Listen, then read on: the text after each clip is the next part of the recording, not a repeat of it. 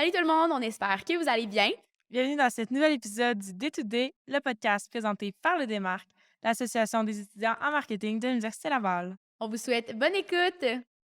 Salut tout le monde, on espère que vous allez bien. Aujourd'hui, on se retrouve avec Rachel Séguin. Bienvenue. Bien, merci. Comment Merci. ça va? Ça va super bien. Je suis vraiment contente d'être avec vous ce matin puis de parler de l'histoire d'Omi. Oui, super. Fait que je sais pas si tu veux y aller en te présentant, ton parcours, tout ça, là, tes études, puis expériences passées. Je te passerai la POC. Absolument. Pour ma part, je suis présidente chez Omi Laboratoire, mais j'ai cofondé ça avec Andrea Gomez. Mais peut-être pour vous mettre un peu en contexte d'où je viens puis pourquoi j'ai lancé Omi. En fait, moi, je suis une grande passionnée de la cosmétique depuis mon enfance. Ma grand-mère, elle me raconte encore aujourd'hui que je mélangeais des affaires dans mon bain. Je sais pas trop, j'étais tellement jeune que je m'en rappelle plus. Puis à 8 ans, je sais que j'allais prendre des fleurs chez ma voisine, j'essayais de faire du parfum. Puis plus tard, je tripais sur, bien sûr, les cosmétiques et j'allais tout le temps à la pharmacie.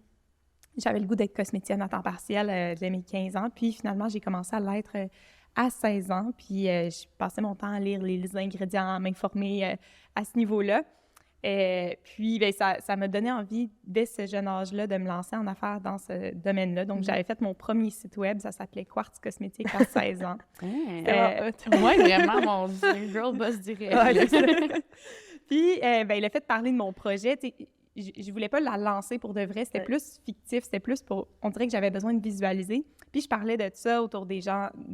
aux gens autour de moi. Et j'ai rencontré un chimiste qui travaillait au laboratoire Dr Renaud dans le temps, qui m'a fait visiter les laboratoires quand j'avais cet âge-là. Puis ça m'avait vraiment marqué, puis je m'étais dit, hey, un jour, je vais avoir mon propre laboratoire. Puis ça m'a vraiment craqué. Puis suite à ça, j'ai décidé d'étudier en chimie cosmétique à l'Université Laval. En fait, j'ai été chanceuse parce que j'ai été dans la première cohorte de l'Université Laval. Avant ça, il fallait étudier en France ou à Boston pour étudier la chimie des cosmétiques. Donc, la chance s'est tournée vers moi. J'ai fait ma deuxième année d'études à Bordeaux. Puis, quand je suis revenue, j'ai fait des stages, notamment dans le domaine de l'ingrédient. J'ai travaillé dans des technologies d'encapsulation. J'ai travaillé avec Estée Lauder, développé des nouveaux ingrédients. C'était vraiment trippant. J'allais beaucoup à New York. Et suite à ça, j'ai travaillé dans d'autres entreprises d'ingrédients actifs pour l'industrie cosmétique. Et j'ai fait ma maîtrise en sciences pharmaceutiques à l'Université Laval, où est-ce que là, j'ai vraiment étudié les maladies cutanées, le psoriasis. Entre autres. Donc, tout ça, c'est un parcours qui m'a permis de bien comprendre le derrière aussi des cosmétiques et de pouvoir me lancer en affaires assez rapidement. Donc, j'ai eu une première entreprise avec mon associé et par la suite, on a fondé Omi Laboratoire en 2018. Donc, ça ressemble à ça. Puis, Omi Laboratoire, qu'est-ce qu'on fait? Je l'ai pas expliqué. Oui, c'est parfait. Omi Laboratoire, on est spécialisé en dermocosmétique personnalisée. Donc, qu'est-ce que ça veut dire? C'est qu'on va faire des crèmes, des sérums qui vont être uniques à chaque personne. Souvent, quand je dis ça, les gens, ils ne catchent pas nécessairement. C'est que dans le fond, là, on analyse la peau de chacun en ligne avec l'intelligence artificielle, puis on reçoit la formulation qu'on doit fabriquer, puis on va fabriquer vraiment les produits un par un au laboratoire. Le nom de la personne est sur le produit, les ingrédients sont adaptés, la texture, l'odeur, ce qui fait qu'on augmente de loin la satisfaction. Donc, on a voulu faire ça pour régler une problématique qu'il y avait beaucoup de gens qui étaient oubliés dans l'industrie cosmétique. Donc, voilà. Malade. Puis j'admire vraiment le fait que tu t'es dit tu voulais faire ton métier que tu fais présentement depuis tellement longtemps, puis depuis que tu étais jeune. Puis on dirait qu'il y en a beaucoup, soit qu'on soit dans le podcast, on parle dans notre quotidien, puis c'est comme, j'étais jeune, je voulais être pompier, genre, whatever. Puis comme, tu sais, mais je trouve ça vraiment inspirant que tu aies comme poursuivi ça, puis que ta passion soit restée, puis soit encore là. C'est malade, là, vraiment. Félicitations pour tout ça. Ah, puis par exemple, tu sais, t'es avec Andrea, tu l'as mentionné. Est-ce qu'Andrea, elle avait, elle aussi, cette passion-là d'être dans le cosmétique ou pas en tout, puis justement, elle s'est comme fait à ta passion, puis là, vous avez parti quelque chose ensemble? L'histoire d'Andrea est vraiment inspirante. Andrea est arrivée au Québec, elle avait 16 ans. Elle a toujours eu une passion, bien sûr, pour les cosmétiques aussi. Elle a commencé à travailler aussi en pharmacie comme cosméticienne, comme moi. On se connaissait pas toutes les deux, initialement. Puis, dans le fond, elle a étudié en administration, puis ce qu'elle voulait faire, c'était travailler pour L'Oréal, initialement. Donc, elle avait postulé chez L'Oréal et tout, et ils ont dit non. Puis c'est ça qui a fait qu'elle était comme « Ah ouais, ben tu sais, moi, je vais me partir en affaires puis je vais la créer, l'entreprise à mon image. » Donc, elle avait commencé à parler de son idée d'entreprise, à réseauter, puis elle cherchait quelqu'un qui avait plus une expérience en sciences pour l'accompagner. Donc, c'est à ce moment-là, c'est quelqu'un qui nous a mis en relation toutes les deux, mais les deux, on voulait se lancer une entreprise dans le sur-mesure, dans le domaine cosmétique, donc ça a été vraiment un bon match. C'est insane. Vraiment, wow, j'adore. Dans ma tête, moi, vous étiez amis comme depuis toujours. Ouais. Genre, parce qu'on vous voit tellement tout le temps ensemble, puis vous avez tellement l'air d'avoir une belle complicité qui est comme... J'aurais pas pu dire... En même temps, vous vous êtes rencontrés à quel âge? Juste pour... On s'est rencontrés, moi, je pense que j'avais 20 ans. OK. 21. Non, 21. OK. 21. Mais quand même. C'est ça. Ouais. Ouais. Puis là, vous avez fondé OMI. Mais vous avez eu quelque chose avant, après, vous avez fondé OMI. Oui. Est-ce que OMI signifie quelque chose? Oui! Trois lettres. C'est quoi que ça signifie, là? Est-ce que c'est OMI? Est-ce que c'est OMI? Ouais, c'est vrai. Oh, c'est comme pas trop. Ouais. Bon, c'est vraiment OMI. OK, parfait. Ça a été long avant qu'on l'affirme haut et fort. Avant, on était comme, les deux, c'est correct. Ouais. Ouais. Mais grosso modo, c'est l'association de 3 valeurs ensemble. Donc, le O représente vraiment le côté expérientiel. C'est l'onomatopée O. Donc, l'expérience, l'étonnement, le fait qu'on ne vend pas juste des produits, on vend vraiment une expérience 360. Ça vient avec un service sur mesure. Pour moi, ça faisait juste pas de sens de vendre juste un produit personnalisé. Tu sais, je voulais aller plus loin dans la relation, dans la bienveillance. Ouais. Après ça, tu as Aum, qui est le mantra Aum, dans le fond. Et ça représente vraiment la connexion avec la Terre. Donc, on fait beaucoup de démarches au niveau environnemental, que ce soit au niveau de nos choix d'emballage. On va en parler peut-être plus tard, mais du changement de page de marque. Mais c'est ça, on fait vraiment des choix au niveau des emballages. On va faire des choix au niveau aussi des partenariats auxquels on s'associe, nos ingrédients qui sont véganes, qui sont issus d'origine naturelle. Donc, on fait vraiment attention à tout ce qu'on met dans nos produits. Et le mi ou le mail, mais surtout le mi, ça représente vraiment le côté personnalisé, qu'on s'adresse vraiment à l'individu. Et la phonétique OMI ressemble aussi à ami. Puis c'est drôle parce qu'on s'est jamais posé la question, on a toujours dit OMI, Andrea puis moi, puis quand les gens disent OMI, on se reconnaît pas, puis je pense que c'est vraiment à cause de la phonétique. La phonétique ami, ça fait aussi... OMI, qui ressemble à Mi, ça fait aussi référence à toute la relation de proximité, l'honnêteté. Ouais. Le sur-mesure, ça vient avec une notion d'évolution puis de confiance aussi, dans le sens que ton produit il va évoluer avec toi, mais on est aussi à l'écoute puis on reste avec toi dans le temps. Donc, cette notion-là, elle ressort aussi dans la phonétique du nom. Donc, voilà. C'est tellement beau, la réflexion derrière tout ça. Est-ce que c'est vous qui avez pensé à ça? Ben oui! C'est malade, la recherche. Oui, c'est ça, la création. Je sais que vous avez été en entrepreneuriat U-Laval. Oui. Si je ne me trompe pas. Oui. Mais est-ce que, justement, vous aviez une grosse équipe pour vous épauler ou c'était vraiment vous deux, vous avez parti quelque chose? Tout votre marketing, toute la création, l'identité, c'est vraiment vous? Ou vous aviez plein de gens pour vous aider, mettons? Les premières versions d'OMI, ça a vraiment été Andrea et moi qui ont pensé, mais on a toujours été entourés, accompagnés. Ouais. Je vais vous dire de quoi, OK? Le premier nom d'OMI, c'est vraiment épouvantable parce que, justement, on venait de sortir de notre ancienne business, puis en tout cas, ça a été une période qui était quand même vraiment difficile. Puis, il fallait comme se trouver un nom de business en genre 2 jours, là, parce qu'on était comme, OK, il faut appliquer à un concours, puis il faut enregistrer l'entreprise, puis comme, go, on veut participer à ce concours-là. Fait qu'on a comme... Si vous allez au registraire des entreprises, vous allez voir, on s'appelle Psychos Dermo Cosmetics Inc., OK? C'est loin d'être le meilleur nom ever. Je n'aurais jamais fait. Dans le temps, c'est ça. On voulait participer à un concours, il fallait faire ça rapidement. Pouvez-vous croire qu'on a déjà pitché Psychos Dermo Cosmetics à quelque part? Mais on s'était dit, c'est l'association de la psychologie des cosmétiques. Écoute, on était sur une chire, là. Mais c'est ça, finalement, aujourd'hui, ça s'appelle OMI, on en est bien fiers, puis on est revenus nous-mêmes. Mais il y a des gens qui nous ont fait réfléchir, bien sûr, à notre nom, parce que Psychos n'était peut-être pas la meilleure option. C'est tellement nice, mais aussi, pour faire un peu du pouce sur ta question d'entrepreneuriat U-Laval, puis tout ça, si, mettons, est-ce qu'il y a eu des mentors et des gens, est-ce qu'il y a comme quelques personnes qui t'inspiraient dans l'industrie déjà, puis qui ont eu un rôle important à jouer dans la création de votre entreprise? Absolument, mais j'en ai parlé un petit peu, Dr Emmanuel Wefo. J'ai Mathilde, qui était mon ancienne boss chez Materium. Malheureusement, une entreprise qui n'existe plus aujourd'hui, mais c'était la présidente de Materium, puis elle m'a justement, c'est elle qui m'a permis d'aller à New York, de rencontrer des entreprises comme Estée Lauder, puis de présenter dans des shows de cosmétiques. Et ça m'a donné beaucoup de confiance parce qu'à ce moment-là, j'avais peut-être 19, non, plus 20, 21, 20 ans peut-être, dans mes premières expériences avec elle. Fait que ça m'a donné beaucoup la confiance pour me lancer en affaires. Donc, puis elle, c'était une ingénieure, c'était une femme d'affaires, donc je trouvais que c'était une personne qui m'a beaucoup inspirée aussi dans mon parcours. C'est fou, là, t'étais quand même vraiment jeune. Ouais. C'est frappant quand même. Moi, j'ai 22 ans. Ouais, je suis comme en retard, là, mais si on va se lancer. Non, c'est vrai. Mais en tout cas, t'étais vraiment jeune. Je trouve ça impressionnant de, comme, à 20 ans, de nous dire que t'étais à New York pour... Ouais, j'étais là, je montais des shows pour dans le fond, les shows de cosmétiques, c'est des endroits où est-ce que tu vas avoir plein de compagnies d'ingrédients qui vont toutes présenter leurs ingrédients, tendances, etc. Puis, elle m'avait dit, RHA, ça tente-tu de monter notre booth, puis tout. Fait que là, j'avais tout fait comme le visuel, les pamphlets, les trucs, j'allais rencontrer les gens. Je tripais, là, j'étais la fille la plus heureuse au monde. Fait que comme quoi, tu sais, quand tu as la chance d'être dans une entreprise qui te donne ta place, puis que si tu oses la prendre, ben tu vas tellement apprendre là-dedans. Puis souvent, quand je rencontre des étudiants, puis je leur demande hey, « Est-ce que tu as fait des stages? » C'est tellement important, ces expériences-là, parce que c'est des années ultra importantes dans notre développement. Puis on peut apprendre tellement de choses si on se donne la peine de sortir de notre zone de confort. Oui, vraiment.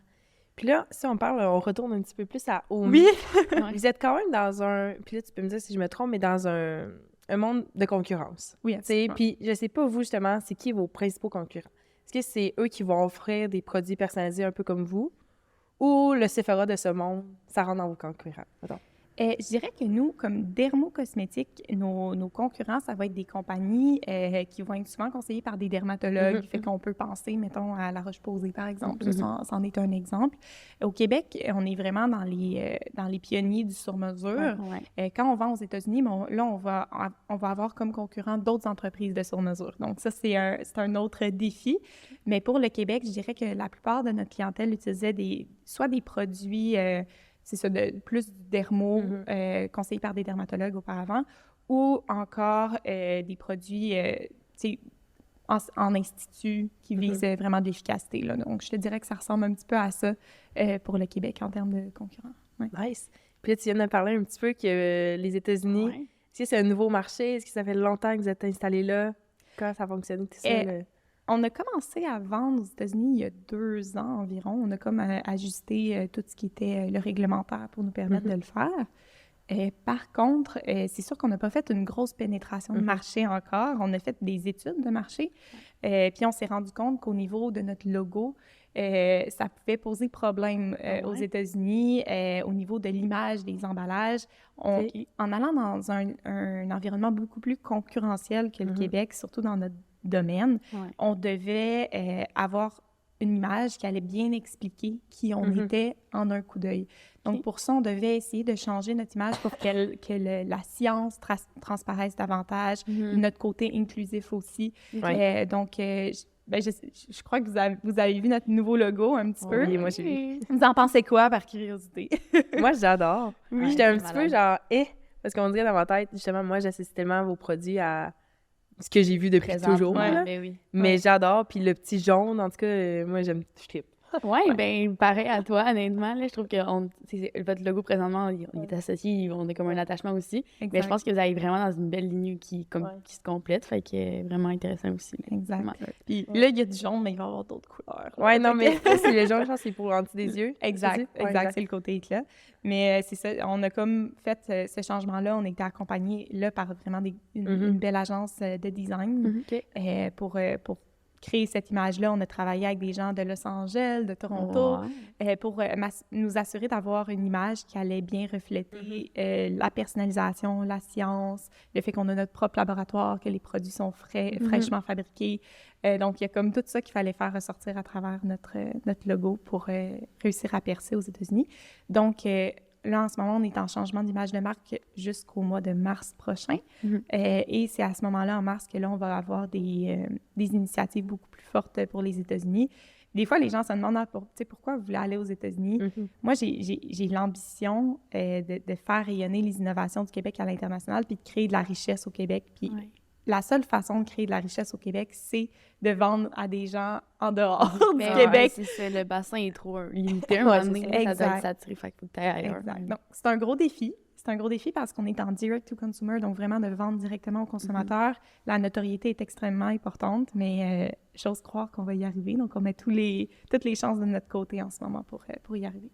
C'est hot. Vraiment. Ben, félicitations Ben de oui, un, genre, avoir les guts de comme, dire, OK, on veut aller aux États-Unis, on veut pénétrer des nouveaux marchés, puis on s'arrête pas à juste notre succès au Québec. Exact. C'est de voir plus loin.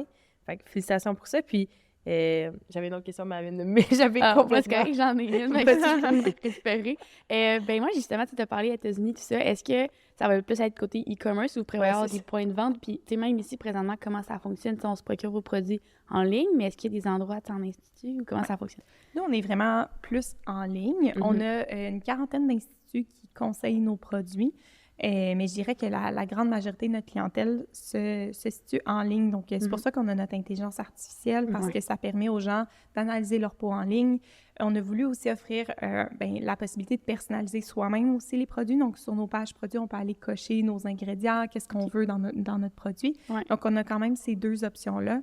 Ce qui fait que ça rend le tout assez facile pour toute personne qui veut avoir des produits sur mesure. Oui. Puis tes 40 points de vente, est-ce que c'est eux qui sont venus vers vous ou c'est vraiment vous qui avez quelqu'un qui va comme représenter les produits? On a une représentante des ventes, mais elle va surtout prendre tous les gens qui viennent vers nous. Okay. Généralement, c'est comme ça. Mais ça représente quand même une faible proportion de nos ventes. Ouais. Mais c'est quand on a commencé au MI, c'est eux qui sont venus vers nous parce qu'en institut, il n'y avait pas la possibilité d'avoir de la personnalisation. Puis, d'offrir des produits personnalisés en institut, mais ça rehausse quand même beaucoup l'expérience client. Oui. Ils connaissent très bien la peau de leur clientèle et souvent, mais ils n'ont pas nécessairement le produit adapté en institut. Donc, c'était une bonne façon pour nous de leur offrir. Ouais. Cool. Tu sais, il y a un petit peu un côté plus chimiste, genre moins un petit peu marketing. Comment, justement, t'as dû t'adapter t'as dû faire du marketing? Tu nous parles depuis tantôt de marketing, fait I guess que t'en as fait, c'est pas juste Andrea. Comment t'as dû t'adapter à cette un peu nouvelle réalité? En fait, moi, je suis une tripeuse de marketing, mais je le savais pas. Fait en gros, ce que je trouve intéressant, c'est d'associer le marketing avec la science. C'est ce qui fait qu'on est une entreprise qui est aussi très proche du consommateur, puis qu'on est aussi dans l'éducation. Je vous ai parlé de mes 2 stages tantôt. La réalité, c'est que dans mes 2 stages, c'est du marketing que je faisais. Ouais. Donc, j'ai fait du développement international, des présentations. Puis dans mon 2e stage, j'étais chez Lucas Meyer à Québec et j'étais dans l'équipe marketing. Okay. Donc, la réalité, c'est que oui, j'ai un background en sciences, mais mon quotidien, c'est beaucoup du marketing numérique. J'ai codé des sites. Je suis quand même... je suis quelqu'un de très curieuse. Puis je pense que, en général, les scientifiques, c'est quelque chose qu'on peut avoir, c'est qu'on a un désir d'apprendre pas mal infini. Mais je pense que c'est pas juste les scientifiques, là, je résume, là, mais en gros, je pense que c'est quelque chose qui me définit beaucoup, c'est le fait d'être très autodidacte puis de vouloir apprendre par moi-même, donc de lire sur des plateformes comme Google Analytics, genre les techniques de e-commerce, le marketing d'affiliation. Puis en ce moment, je suis aussi dans le conseil d'administration des jeunes philanthropes. Je suis en train de monter une plateforme philanthropique en ligne puis de développer des nouvelles façons de faire de la philanthropie chez les jeunes. Donc, je crois que si on aime vraiment quelque chose, il y a tellement de ressources en ligne pour apprendre des choses. Puis de juste avoir un point de vue différent, je pense que c'est positif aussi. Là. Ben oui. Puis, pour compléter un petit peu aussi, est-ce que tu serais en mesure de définir comment Andrea et toi, vous vous complétez puis les tâches qui tombent dans la cour à qui? Oui, absolument. Dans le fond, moi, je vais être beaucoup au niveau de tout ce qui touche le produit puis la commercialisation. Donc, que ce soit au niveau du développement de produits, l'idéation. Tu sais, je ne vais pas nécessairement aujourd'hui être celle qu'on voit dans le laboratoire, mais je vais plus guider mes équipes vers quels produits on pourrait développer. Puis on travaille vraiment en collaboration ensemble. Donc, on a notre docteur en pharmacie, Justine Rioux, qui est avec nous depuis le début. Puis c'est vraiment elle, la lead au niveau du développement de produits. Elle est excellente, donc elle est avec nous vraiment depuis le jour 1. Et au niveau d'Andrea, bien là, elle va faire beaucoup tout ce qui touche le financement, le relationnel. Vous allez l'avoir beaucoup pour faire rayonner l'entreprise. Elle va s'occuper aussi des ressources humaines, de tout ce qui est vraiment la gestion de l'entreprise au quotidien. Donc, aussi tout le département comptabilité, travailler avec les investisseurs, etc. Ouais. Donc, moi, je suis vraiment très produit. Je suis très axée produit, commercialisation. Puis Andrea va être axée très, tous nos partenaires externes, la Ville de Québec, etc. là. Très hot. Très hot. Puis, Vas-y. Andrea, là, elle est partie en congé maternité. Comment que tu as vécu ça? Ah ouais. Elle n'est pas partie très longtemps, je dois OK, dire. elle est déjà revenue. Elle n'est pas partie longtemps, c'est ça. Là, comme elle est revenue déjà à temps partiel. OK. Je pense que Omi, c'est notre bébé dans les deux cas. Fait que, elle a des jumelles, puis elle recommence à travailler. Moi, ça m'impressionne. C'est fou. Mais c'est sûr que le peu de semaines qu'elle n'a pas été là, je peux dire que c'est sûr que ça rajoute quand même à la quantité de tâches. Puis les deux, on est de base très occupés, fait que c'est sûr qu'on essaye de pallier le plus qu'on peut. Mais surtout en ce moment, je dirais que c'est une période de changement. On parlait de l'image de marque. On parlait de... c'est ça, l'image de marque. Là, on a un pop-up qui s'en vient. Un pop-up, une ouverture de nos portes du laboratoire les 4, 5, 6 novembre prochains. C'est dans mon horaire. Oui, tellement. Au déjeuner qu'on a fait là, la semaine dernière, il y a 2 semaines. Moi, j'étais là, OK, on a créé ça. Mais c'est ça, vous avez des nouveaux bureaux, là. Vous avez tout, c'est ça. On a eu le déménagement. Il y a eu beaucoup de choses dans la dernière année. Puis la préparation pour aller aux États-Unis. Là, on fait des changements sur le site. Je dirais qu'il y a quand même beaucoup de projets simultanément. Donc, je pense que c'est plus une période de changement. Puis on le sait que le changement, ça vient toujours avec beaucoup de défis. Oui. Mais c'est ça va super bien. Puis je suis très fière d'être avec elle. Là. C'est une superwoman. Ouais. Puis au début, justement, il y avait toi, il y avait Andrea. Tu as parlé qu'il y avait Justine. Oui. Est-ce qu'il y avait d'autres membres dans l'équipe since day one? Jour 1, c'était vraiment Justine, Andrea puis moi. Présentement, vous y êtes rendu combien? Là? On est une trentaine d'employés. C'est fou! Ouais. C'est en comme 4 ans? Ouais. 2018? C'est immense. Hein? Puis là, genre, vous avez parlé des bureaux. Justement, là, vous êtes rendus, je sais pas si vous êtes situés où, puis comme comment ça marche, là? Je suis comme curieuse de savoir. Oui, dans le fond, on a été longtemps à l'Université Laval. À la fin, on prenait on avait des locaux sur 4 étages du pavillon Vachon à l'Université Laval. Ils étaient là, il est temps qu'on déménage, mais ils nous ont tellement aidés, là, ça n'a aucun sens, parce qu'au début, quand on a commencé, on a fait un peu plus d'1 an de recherche et développement, où est-ce qu'on ne faisait pas encore de production. Donc, ce qui s'est passé, c'est qu'on avait pris le corps d'un laboratoire. On avait comme un bench pour faire nos études, si on veut.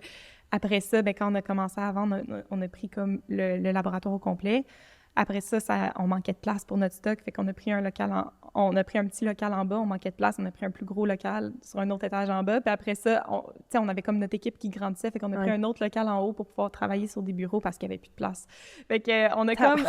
Ça n'a pas rapport. On va aller dans le Vachon. Le débarque déménage dans le Vachon. C'est officiel. Ils nous ont vraiment, vraiment supportés. Puis, tu sais, ça faisait un moment qu'on voulait déménager, mais là, avec la pandémie, c'était vraiment difficile de trouver des locaux industriels parce que, bon, tout ce qui était commercial, il n'y avait aucun problème, mais trouver un local industriel qui répondait à nos attentes, ça a été extrêmement difficile. On en a visité des dizaines et des dizaines. Puis finalement, on a tombé sur ce local-là qui était en construction. En fait, c'était un nouveau local. Il n'y avait même pas de vitres quand on l'a visité. Puis, on s'est dit...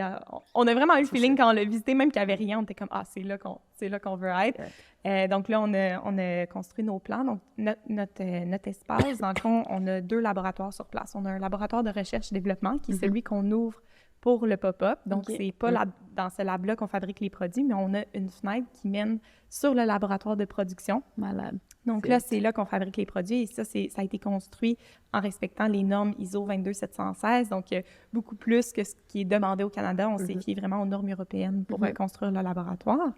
Donc, ça ressemble un petit peu à ça. Donc, quand les gens vont venir au pop-up, ils vont pouvoir voir un petit peu comment fonctionnent les derrière de notre entreprise. Mais pourquoi se fier aux règles en Europe? Je suis comme curieuse. Oui, dans le fond, vous savez qu'Andrea et moi, on a des désirs d'exportation. Ouais. L'Europe, on serait très fiers de pouvoir exporter là-bas d'ici les prochaines années.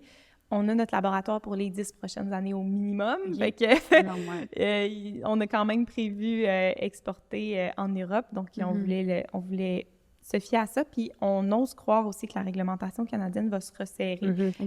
La réglementation canadienne et des États-Unis n'est pas très stricte sur les normes de fabrication, surtout en termes de locaux. Tu sais, ils ont des recommandations, mais c'est pas des obligations, ce qui fait qu'il y a très peu d'entreprises qui vont aller dans des normes très avancées. Puis nous, étant dans le dermocosmétique, c'était important pour nous de faire plus que ce qui était le minimum exigé. Donc, voilà, ça ressemble un petit peu à ça. Très hot. Là, tu nous l'as dit tout à l'heure, toi, tu es la pro des produits. Oui. Est-ce que tu pourrais nous dire, c'est quoi vos produits? Peut-être pas toutes les nommer, parce que je sens que vous en avez beaucoup, là, mais c'est vos tops. Oui. Mais nos meilleurs vendeurs, le meilleur vendeur, c'est la crème de jour sur mesure. Donc, cette crème-là, elle est à base d'acide hyaluronique. On a différentes textures. Donc, on a une texture légère, soyeuse ou riche. Puis par la suite, on va mettre des ingrédients à l'intérieur selon les problématiques de peau. Donc, par exemple, quelqu'un qui aurait une peau à tendance acnéique, on a un ingrédient qui est un extrait de Canadian Willow Herb. C'est... En français, c'est l'épilobe en épi. Et cet extrait-là, on la voit des fois, c'est une petite fleur mauve qui pousse, tu vois, en Gaspésie ou parfois sur le bord des routes, on va la voir. Elle était... Je leur pendais à tes ça me shake tout Je vais juste entendre Maï. Ah ouais! Cette fleur-là était utilisée ancestralement par les Amérindiens pour cicatriser les plaies. Donc, ils prenaient cette fleur-là pour ça. Puis, les scientifiques se sont posé la question pourquoi c'était aussi bon. Puis, ils ont fait une extraction de molécules de cette fleur-là. Et finalement, pour se rendre compte que ça avait des propriétés effectivement cicatrisantes, apaisantes, mais aussi que ça ciblait spécifiquement la bactérie P. acnes, qui est responsable de l'acné. Donc, par exemple, quelqu'un qui a une peau à tendance acnéique, on lui met cet extrait-là, et contrairement à d'autres ingrédients sur le marché qui sont plus asséchants pour l'acné, mais on va travailler aussi efficacement, mais sans avoir tous les effets néfastes d'un produit traditionnel pour l'acné. Bon, fait que ceci étant dit, ça c'est une partie, mais bref, j'en ai 8 autres ingrédients comme ça. Puis sinon, on peut choisir aussi l'odeur du produit. Donc, ça peut être une odeur... toutes nos odeurs, c'est des extraits CO2, des extraits naturels de plantes. Donc, on va avoir l'extrait de mangue, l'extrait de concombre, l'extrait de rose et de vanille. Donc, où on peut prendre l'option sans odeur, qui est aussi très populaire chez notre clientèle qui a souvent une peau sensible. Donc, je dirais que c'est vraiment d'offrir un produit qui est réellement adapté. Puis, je pense que ça plaît beaucoup. Puis aussi, dans ma crème de jour, j'ai de l'extrait de thé vert dans tous les cas pour vraiment aller booster en antioxydants, protéger les radicaux libres pendant la journée. Donc, ça, c'est comme mon best-seller. Sinon, mes autres meilleurs vendeurs, on a la crème de nuit sur mesure, le sérum sur mesure, qui est un sérum qui a 5 % de niacinamide, donc la vitamine B3 qui est bonne pour vraiment un ensemble de problématiques de peau. Et on rajoute vos ingrédients sur mesure à l'intérieur. Et sinon, dans les autres bons vendeurs qui ne sont pas nécessairement personnalisés, on a la mousse nettoyante à la baie de goji et au BHA, qui est vraiment... Elle sent extrêmement bon. Moi, j'ai tout essayé. Bien, pas tout, mais tout ce qu'elle vient de nommer, j'ai tout essayé et j'adore. Je confirme, genre la mousse, wow! Sinon, le contour yeux qu'on vient tout juste de ressortir, qui est comme pas dans nos produits sur mesure, mais vraiment dans les bons vendeurs, là, comme... Ça fait vraiment une différence. C'est quelqu'un qui a des cernes, des poches, qui veut travailler ridicule. Si tu dors pas assez, tu es en fin de session, à essayer. Absolument. Je donne ma carte. Puis finalement, on a sorti, je pense que c'est en 2021 qu'on a lancé. Oui, en 2021, on a lancé l'huile pure, qui est une huile à 5 % de vitamine C. Donc, c'est une vitamine C qui est stabilisée, qui s'active au contact de la peau, donc avec nos enzymes. Donc, le pot, il est transparent. Fait qu'on se dit, c'est bizarre, de la vitamine C dans un pot transparent, mais la réalité, c'est que la formule est inactive dans le pot et elle s'active au contact de la peau. Et on a des super beaux résultats en 28 jours, notamment sur les taches, l'éclat, la texture de peau. Donc, en tout cas, tous nos produits, d'ailleurs, sont testés avec des dermatologues, sont hypoallergéniques, là, donc voilà. Puis on dirait que, là, je vais pas comme ça en consultation. Mais genre, mettons, tout ça s'applique dans quel ordre? Moi, je suis pourrie en skincare. Genre, c'est vraiment la pagaille. Fait que je sais pas si tu peux m'expliquer. Une des techniques, souvent, on y va en type de texture. Fait que tu commences par nettoyer ton visage, bien sûr. Ensuite, tu vas de la texture fluide vers la plus riche. Donc, généralement, on va parler de sérum, crème ensuite. Bon, le cas d'exception, c'est l'huile pure. L'huile pure, on la met comme en dernier. Puis, chez certaines personnes, ils peuvent remplacer leur crème de nuit, par exemple, par l'huile pure. Donc, si tu as une peau qui est plus mix grasse, des fois, de mettre nettoyant, sérum, crème de nuit plus huile, ça peut faire beaucoup. Fait qu'on peut remplacer la crème de nuit par l'huile chez des peaux qui sont plus mix grasse.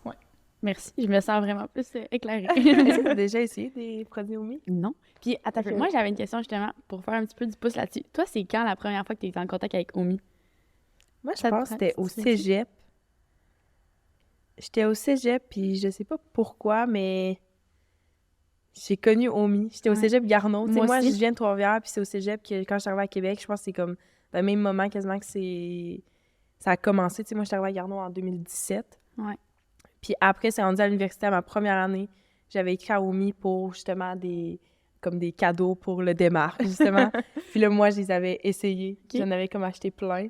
Puis là, MP Benoît. Oui, oui. Tu sais, après, l'année passée, elle avait fait ça. Puis là, moi, j'avais pris comme son code promo, puis j'avais acheté tout, là. J'avais dit, MP, là, ma peau est dégueulasse. Qu'est-ce qu'il me faut? J'avais fait un achat. J'ai acheté la gamme au complet de genre crème de jour, crème de nuit, anti des yeux, sérum, tout. Malade. Puis, 10 sur 10. Ouais. Moi, j'en rajoute, là. Ben, moi, c'est sûr qu'on va avoir que j'essaie ça parce que, tu sais, j'étais similaire à toi. Moi, c'était à Garneau aussi. Je pense que vous étiez venus avec un. Oh, il y avait elle ou de quoi de même, je sais plus. Une soirée. Vous avez fait une rencontre avec... Est-ce que vous connaissez, au pire on le coupera, là, mais Vincent Ruel? Non? Je pense que oui. Parce que je pense que vous étiez venu faire une conférence. Oui, c'était avec Garneau Travail. Oui, c'est pas le professeur? Oui, c'est un prof. Oui, Vince, il est super fin. Vince Ruel, puis il y avait vous, puis il y avait genre Chocolat Favori après, je pense. Ouais. Puis c'est de même que j'avais connu Omi. Ouais, moi aussi. Puis sinon, j'avais travaillé sur le gars de la jeune personnalité d'affaires, puis je pense que c'est l'année, j'étais Andrea, si je me trompe pas. Exact. Fait que je pense que c'est là que j'avais plus été en contact avec elle, mais elle s'en souvient sûrement pas. Moi, j'étais à Régie, là, vraiment, zéro glamour, là. Mais ouais, c'est ça. Fait que depuis 7 ans, moi, je suis flabbergastée, puis je n'ai encore pas fait mon achat, donc... Mais shame on me, là. Mais moi, mon top, maintenant, c'est vraiment le sérum, que j'adore. T'as dû voir des résultats quand même rapides, hein? Ouais. Puis, parce que je sais pas, c'est peut-être dans ma tête, mais ça a quand même aidé un peu mes points noirs. Oui. Le sérum, là. Mais ça, c'est un mélange. Tu dois avoir l'ingrédient SE, l'ingrédient qui est plus pour. Moi, c'est sûr que j'ai choisi points noirs partout, là. Oui, c'est ça. Fait que dans le fond, cet ingrédient-là, c'est un extrait de myrte citronnée qui vient d'Australie.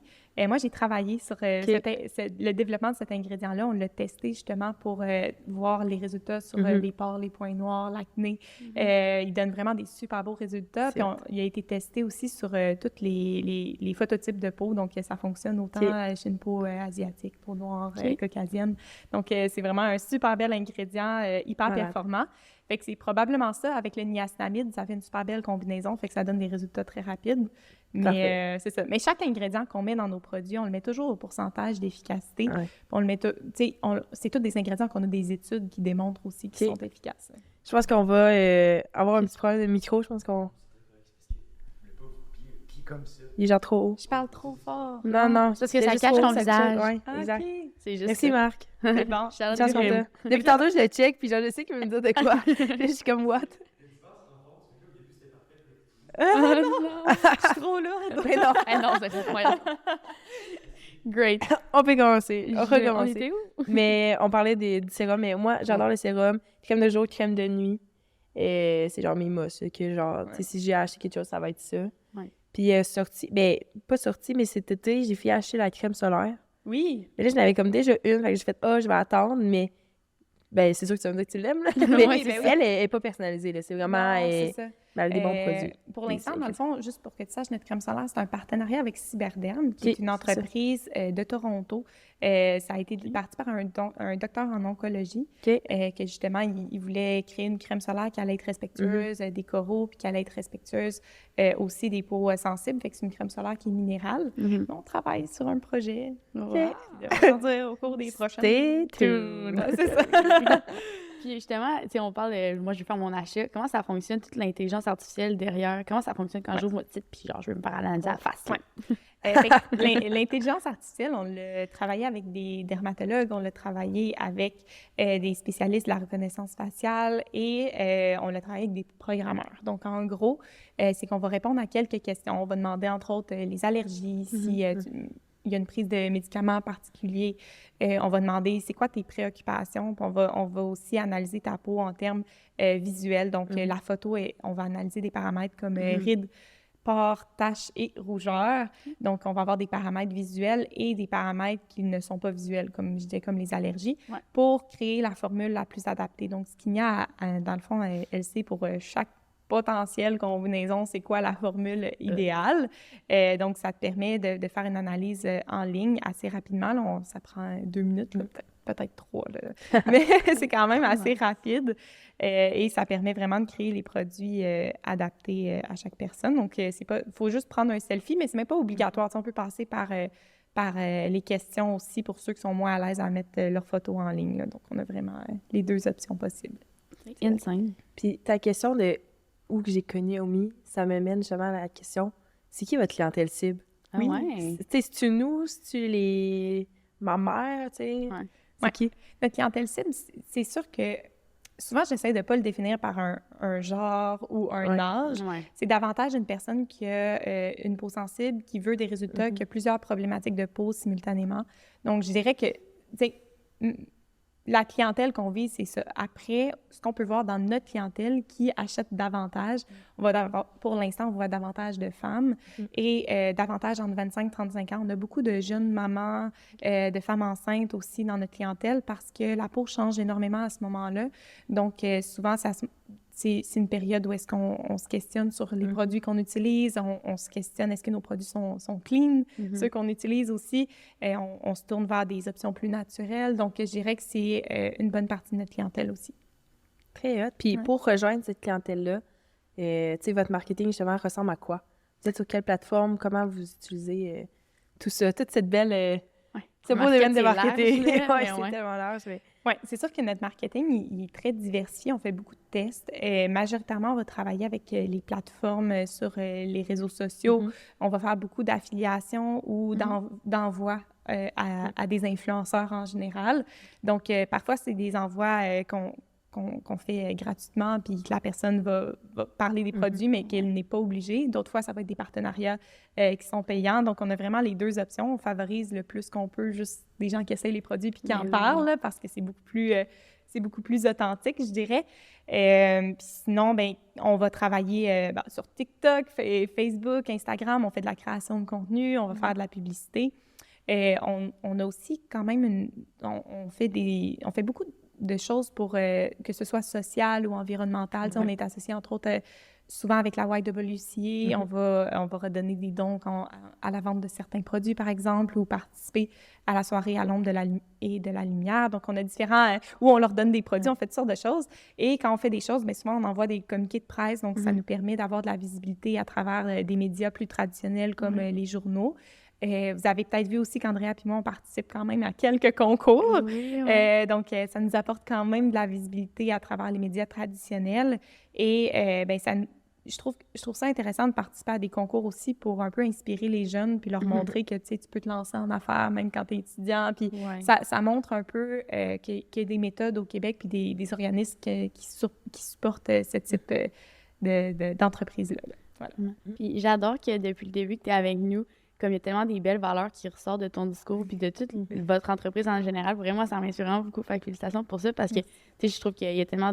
En tout cas, je suis pas dans la peau d'autres entrepreneurs, mais en tout cas, je trouve que c'est vraiment le fun que pour vous, c'est comme au cœur de toutes vos actions. Fait que bravo pour ça. Là. Puis genre, justement, tu sais, l'implication auprès des jeunes, puis genre, c'est le fun que t'es venu au panel avec la démarque, t'es là avec nous. Fait que genre, vous êtes tout le temps là pour nous redonner beaucoup. Fait que c'est important. C'est important. Puis tu me regardes tellement, genre... Ah ouais? Oh non, c'est ma resting face. Christy, qu'est-ce que j'ai dit? Es-tu fâchée? Non. On dirait peut-être que je pensais genre à ma question, mais non, je ne vais pas voir la fâche. SOS. Mais c'est ce que ma face au quotidien. Mais pas quotidien, mais genre je suis vraiment comme tout le temps. Là, t'es défensive, là, c'est plus ça. Ouais. Mais justement, moi, ce qui m'impressionne, c'est comme votre équipe marketing, tu sais, vous faites beaucoup de trucs en marketing, beaucoup de tactiques. À quoi ça ressemble l'équipe marketing? Est-ce que justement, il y a des gens juste à la création de contenu? Est-ce que vous le faites avec une agence pour tout ce qui est pub payante ou c'est juste à l'interne? Pour l'instant, c'est vraiment géré à l'interne. Okay. On a une équipe en or, honnêtement. Là. On a Léonie, entre autres, qui s'occupe de tout ce qui est infolettres, publicité. Elle est vraiment bonne, elle travaille avec nous depuis un peu plus d'1 an. Sinon, on a Amélie, qui est la directrice marketing, qui travaillait auparavant chez L'Oréal, donc elle a beaucoup d'expérience. Puis elle va s'occuper de guider l'équipe dans l'ensemble de ce qu'ils ont à faire. On a Charles-Étienne, qui est responsable de tout ce qui est communication, PR externe, donc on a vraiment, il est très, très bon. Donc, tout ce qui est communiqué de presse, ça va être lui qui est derrière. On a aussi Camille, qui est responsable du service à la clientèle. Moi, je la considère vraiment dans l'équipe marketing parce que pour nous, le service à la clientèle, il est impliqué dans le développement de produits, il est impliqué dans tout ce qu'on crée comme promotion parce qu'il est le contact direct avec le consommateur. Souvent, moi, je dis, on est une entreprise qui est customer-centric. On est vraiment axé sur le besoin du consommateur. Puis une des façons de faire, c'est d'impliquer justement notre service à la clientèle dans l'ensemble des décisions qui sont en lien avec le marketing, mais aussi les produits. Donc, puis Robin, elle est, dans le fond, elle est en Ontario et elle fait la création de contenu. Donc, vraiment, tout ce qui est visuel que vous voyez, vidéo sur les réseaux sociaux, elle est vraiment bonne en TikTok, entre autres. Puis, on a Coralie aussi qui est designer. Donc, elle va faire toutes sortes de choses pour nous. C'est une grosse équipe. Oui, vraiment. Ouais. Ils sont très complémentaires. Oui, c'est ça. Puis, est-ce qu'ils sont tous à temps plein? Oui, vous avez quand même des gens à temps partiel? Ceux que j'ai nommés sont tous à temps plein. Okay. Puis aussi par intérim, il y a Catherine qui est au B2B, je pense à ça. Donc, elle va développer les esthétiennes, mais elle fait aussi du service à la clientèle avec Camille. Okay. Donc, on a une belle équipe. Ouais. Puis moi, j'ai une question parce que dans ma tête, un entrepreneur, puis c'est peut-être vraiment un préjugé de ma part ou un stéréotype, mais ça veut tout le temps développer d'autres projets. Il va se partir en affaires, après 5 heures, bon, un nouveau défi. Mais tu sais, toi, tu as l'air vraiment passionné par les produits. Est-ce que, justement, tu te vois vraiment à long terme avec Omi? Puis est-ce que tu te vois développer autre chose entre-temps pour Omi? Oui, bien, il faut que je fasse attention parce que je suis quelqu'un qui a beaucoup d'idées, puis, tu sais, j'essaye de me focusser. Dans la vie, c'est important. Fait que c'est sûr que souvent, je me retiens. Tu sais, mon copain, il est aussi entrepreneur, puis on dirait que j'assouvis un peu ce désir entrepreneurial-là des fois avec lui. Là, fait que des fois, je fais des logos avec eux, j'ai du fun. Fait que ça, c'est le fun aussi. Tu sais, avec les jeunes philanthropes, j'ai comme un volet un petit peu entrepreneurial, mais à l'externe, fait que je trouve ça bien. Mais avec Omi, j'ai vraiment la vision de développer un brand qui est fort, puis de pouvoir diversifier un jour notre offre. Tu sais, Omi, c'est pas Omi soins de la peau, là, c'est Omi laboratoire. Il y a une raison parce qu'un laboratoire, ça peut faire beaucoup de choses. Puis je crois qu'aujourd'hui, on développe vraiment notre notoriété au niveau des soins de la peau, des soins dermocosmétiques, mais je veux me garder des portes ouvertes pour d'autres types de produits qui seraient reliés à la personnalisation puis au bien-être. Ouais. Très hot. Vraiment. Mais une chose à la fois. Oui, c'est bien correct aussi, là. C'est parfait comme ça. Ce qui mène à ma prochaine question, qui est la question du podcast. Oui! Rachel, à quoi ressemble ton day-to-day? Quotidien. Oui, ton quotidien, à quoi ça ressemble? Il n'y a pas une journée qui se ressemble, ça, c'est sûr et certain. Je dirais que souvent, moi, je suis dans tout ce qui est nouveaux projets. Donc, c'est sûr que je vais avoir beaucoup de rencontres. Je vais avoir aussi des événements un peu comme on a là. Je peux avoir des discussions avec des journalistes, par exemple. Je suis quelqu'un quand même qui est très opérationnel malgré tout. Donc, des fois, vous allez pouvoir me surprendre à faire du design de différentes choses encore parce que j'adore ça. D'être beaucoup dans la création de nouveaux projets. Comme là, j'ai un nouveau projet que je suis en train de travailler, puis de faire les premières étapes pour le présenter à l'équipe. Ça peut être aussi, j'ai une personne qui travaille avec moi au niveau de la rédaction de contenu sur notre site web, contenu un petit peu plus scientifique. Donc, ça peut être de guider aussi la personne dans sa rédaction. Donc, de faire un peu de vulgarisation scientifique. Ça peut être de préparer des lives. Je dirais que c'est vraiment un gros mélange de toutes sortes de choses, mais c'est ça, je suis tout le temps dans le changement. Il y a pas une seule journée que je peux dire « Ah, j'ai fait la même chose deux fois de suite ». Mais j'ai une équipe aussi qui me supporte beaucoup, là, avec Stéphanie qui est avec moi, qui m'aide à gérer tout ce qui est mon horaire, mes courriels. Souvent, quand les gens ils regardent mon horaire, ils sont comme « Mais comment qu'elle fait? » Parce qu'il y a vraiment des blocs tout le temps, un après l'autre. Mais grâce à Steph, je me dis, genre, je passe à travers mes journées, puis ça va bien, puis je suis super organisée, donc voilà. Puis pour faire du pouce un petit peu là-dessus, question qu'on aime beaucoup poser aux gens aussi, c'est, toi, un moment marquant, une fierté dans ton parcours, ça pourrait être quoi?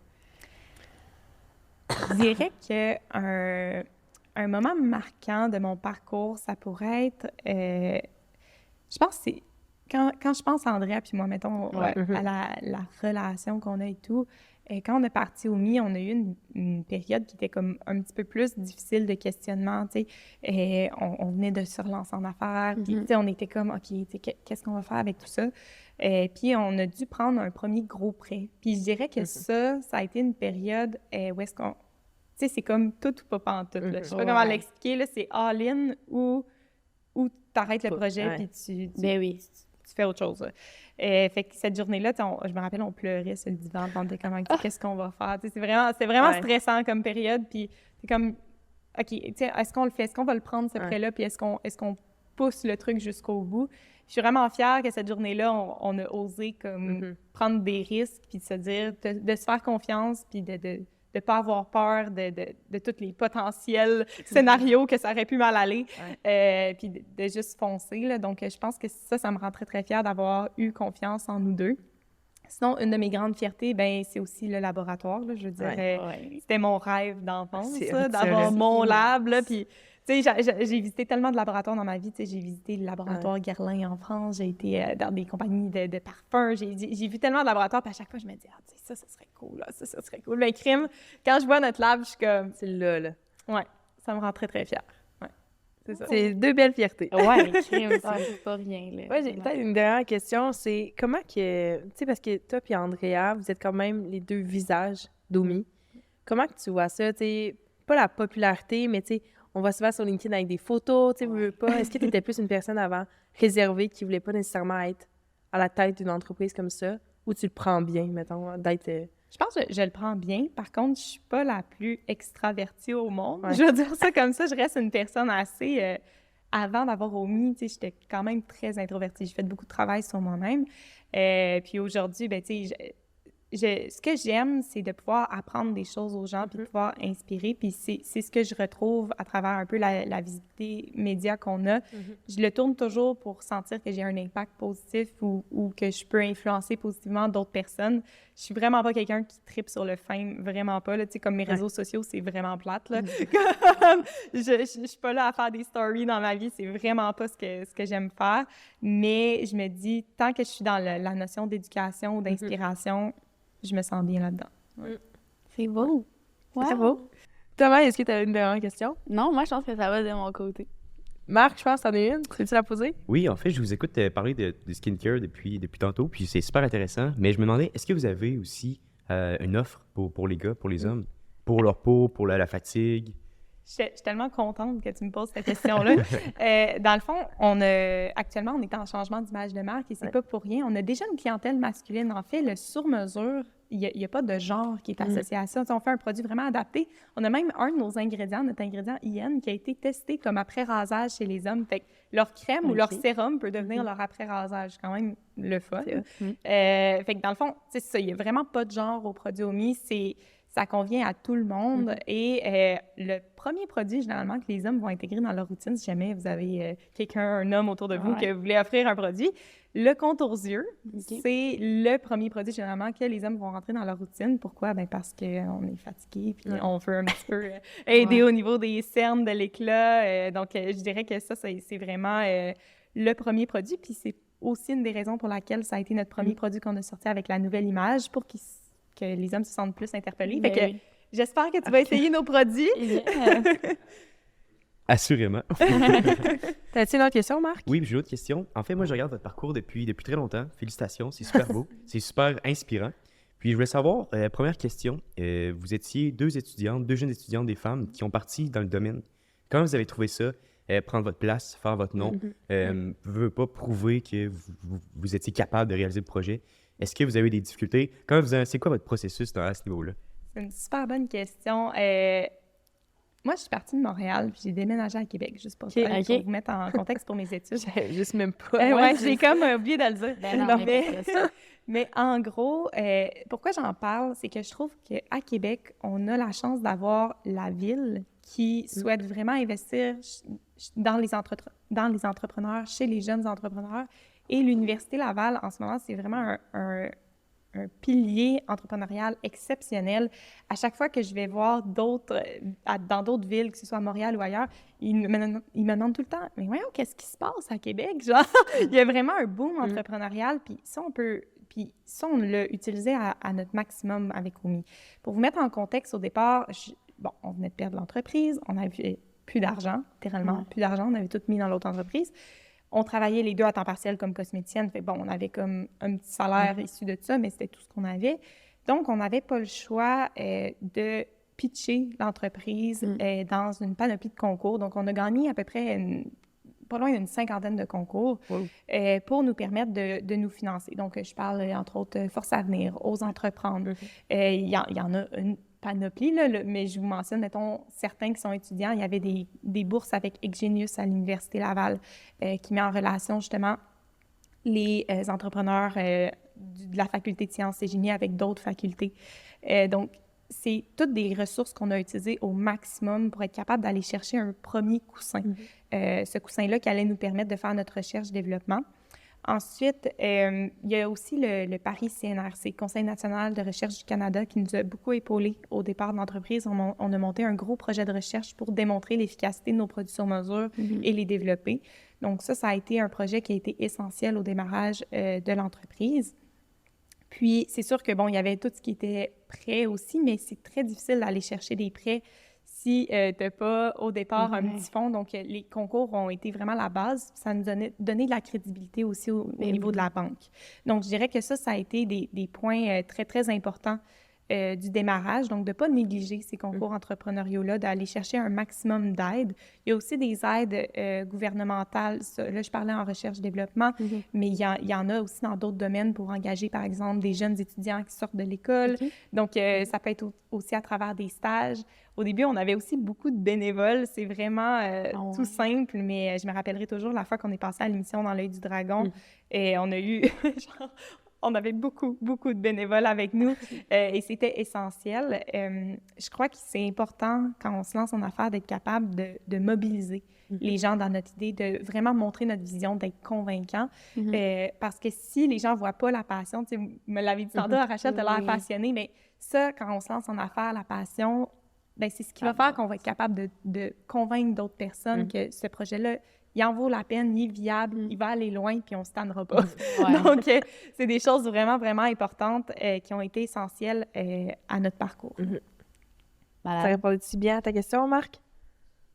Oui, très bien, merci. Puis, aussi, l'autre question, quand on fait des concours et tout, ça prend souvent un plan d'affaires. Est-ce que vous avez mis beaucoup d'énergie dans votre plan d'affaires ou est-ce que votre pitch était tellement bon, puis votre vision, puis votre passion, ça a pris beaucoup de place dans tout ce processus-là aussi, là? Au départ, c'est vraiment essentiel de mettre...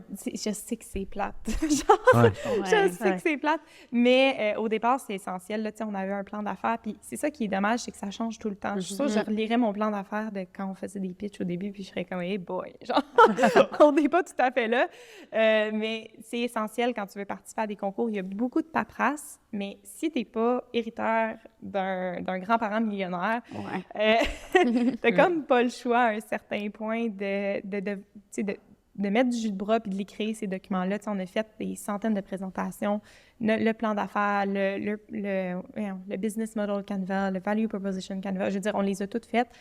Oui, c'est de la job, mais si tu tiens vraiment à ton idée, puis que tu veux te lancer en affaires, c'est des parties qui sont essentielles. Puis de bien s'entourer. On était avec Sage Mentorat aussi, on avait des mentors autour de nous rapidement. Donc, de s'entourer de personnes qui sont passées par là, de poser des questions, de se montrer vulnérable. Parce que je dis, il faut être convaincant, mais il faut aussi être réceptif. Dans le sens, OK, on a notre idée, on est convaincu de notre truc, mais si quelqu'un nous apporte un conseil, une idée, si on me dit que Psychose Dermocosmétique, c'est pas tant un bon nom, c'est important de l'écouter puis d'être ouvert à la critique, parce que c'est ça qui fait qu'on s'améliore. Puis ce qui fait qu'on a gagné autant de concours, c'est parce qu'à chaque concours, on avait des commentaires, qu'ils soient positifs ou négatifs, puis on s'améliorait, puis on travaillait là-dessus. Donc oui, c'était exigeant, mais ça a valu la peine. Puis aussi, peut-être un petit point, on s'est dilué de 6% à un moment donné. On faisait un montage financier, je pense, qui était de 400 ou 500 000, puis il y avait comme plusieurs partenaires, puis ça nous prenait de l'argent en liquidité à l'interne, puis on ne l'avait pas à ce moment-là. Donc, on avait rentré un investisseur à 6% dans l'entreprise pour nous aider à closer le montage financier. Donc, des fois, ça peut être super pertinent aussi de faire ça. Puis là, je vais vous dire un scoop. certains d'entre vous ont connu le maquillage Omi. Genre, ça a été une période qu'on a eu du maquillage. Ça me rappelle. C'est ça, moi. Ouais. Bon, on a vendu du maquillage pendant un bon moment. C'était pas dans notre vision d'être une entreprise de maquillage. Par contre, il fallait se financer au début. Il fallait trouver une façon d'aller chercher des sous qui allaient rentrer dans l'entreprise parce que nos soins sur mesure demandaient énormément de temps de développement. Puis ça, c'est le concept du MVP. C'est le concept d'avoir un produit minimum viable qui va te permettre de rentrer sur le marché, de commencer à faire des ventes, de faire entendre ton nom. Donc nous, le fond de teint sur mesure et le maquillage qu'on avait, dans le fond, a demandé beaucoup moins de développement que ce qu'on pouvait faire avec les soins. On avait des partenaires clés dans ce projet-là pour nous aider à commencer à commercialiser. Donc, ça a été... tu sais, des fois, il faut être créatif. Il faut être créatif parce que tu veux pas attendre 1 an et demi avant de commencer à faire tes premières démarches de commercialisation. Il faut que tu commences rapidement. Surtout quand on est dans des entreprises tech qui demandent de la R&D. Moi, j'essaie toujours de voir, OK, est-ce qu'il y a quelque chose qui ferait que je pourrais déjà être sur le marché, puis commencer à parler de mon concept à des clients, parce qu'à chaque fois que je rencontrais quelqu'un pour du maquillage, j'allais dire, on a des soins qui s'en viennent, tu sais. Y a-t-il quelque chose qui pourrait vous intéresser? Tu sais, de questionner la clientèle avant de lancer son produit, c'est extrêmement pertinent et c'est comme faire une étude de marché, si on veut, là. Yes. Puis merci d'avoir... la question à Marc était super pertinente, je trouve, parce que ça tu viens tellement de donner un bassin d'outils qui sont, en tout cas, je parle pour moi, mais qui m'étaient inconnus. Fait que, tu sais, pour tous les gens, toutes les personnes qui sont à l'écoute, là, de savoir que, justement, t'es l'entrepreneuriat Laval, puis tous les mentors, tout ça, là, c'est vraiment intéressant. Là, l'Université Laval, c'est A1. Puis, la communauté entrepreneuriale de Québec s'entraide énormément. À chaque fois que je parle à mes amis à Montréal, je vois à quel point ils sont plus tout seuls, puis que c'est plus dur. Puis je me dis, j'ai la chance d'être dans une communauté entrepreneuriale qui se supporte, qui se soutient, qui s'entraide avec une ville qui veut investir dans l'entrepreneuriat jeunesse. Ils viennent de lancer aussi Défi Québec. C'est des grosses bourses, ça, c'est 50 000 $ ces bourses-là pour lancer une entreprise. C'est quand même pas rien. Oui, ça prend des gros dossiers. Oui, c'est du temps. Mais je veux dire, ça vaut la peine. C'est malade. C'est fou. C'est quand même pas rien. Là. Non, c'est ça. Ça l'aide à faire à partir de ça. Marc, une autre question ou c'était terminé? Je vais finir avec une dernière question. Est-ce que vous avez fait affaire aussi avec, mettons, une plateforme de financement où vous êtes concentré à 100% dans les concours? Ou sinon, qu'est-ce que tu penses des plateformes de socio-financement, par exemple? Super bonne question. Nous, en termes de timing, le socio-financement était comme pas arrivé nécessairement au bon moment. Ça demande quand même beaucoup d'énergie de monter une campagne de socio-financement. Fait que nous, on était quand même bonnes dans le concours. Fait que je pense qu'on s'est dit, on va se concentrer sur ce qui fonctionne bien. Puis on a décidé de commencer à faire nos pop-up puis vendre directement aux clients à la place de faire une campagne de socio-financement. Mais honnêtement, avoir retourné en arrière, il y aurait peut-être eu des façons qu'on le fasse.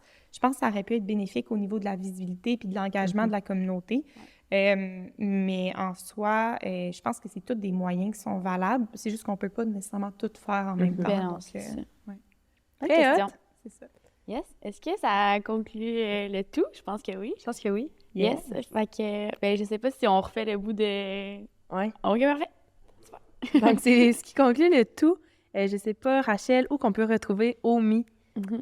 Oui, on peut retrouver Omi sur le site omilaboratoire.com, omicosmetics.com et vous pouvez nous retrouver sur nos réseaux sociaux à commercial Omi Cosmetics en anglais. Et sinon, j'ai un petit code promo. C'est pour ceux qui veulent. Dans le fond, avec le code promo DEMARC20 jusqu'au 31 décembre, vous allez avoir 20% sur votre commande. Donc, ça vaut la peine pour découvrir les produits. Puis sinon, ça, j'en parle des fois, mais on a de la clientèle qui est sous chimiothérapie. On a des clientèles en changement en transition de sexe. On a vraiment des gens qui ont des besoins particuliers. Puis pour nous, c'est important d'avoir une ligne téléphonique aussi. Donc, si vous n'êtes pas sûr par où je commence, je connais pas trop ma peau, j'ai fait l'analyse Kinia, puis j'étais encore hésitante, on a la ligne téléphonique. C'est au 1-877-669-7345. N'hésitez pas à appeler. C'est nos conseillères, sont expertes, sont vraiment bonnes, puis sont connectées directement avec le labo.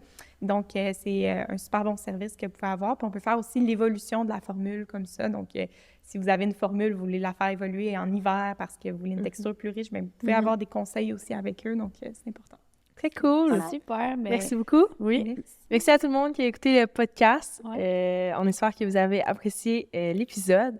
Vous pouvez également vous abonner au Démarc sur Instagram, sur Facebook. On est un petit peu partout, même sur notre TikTok.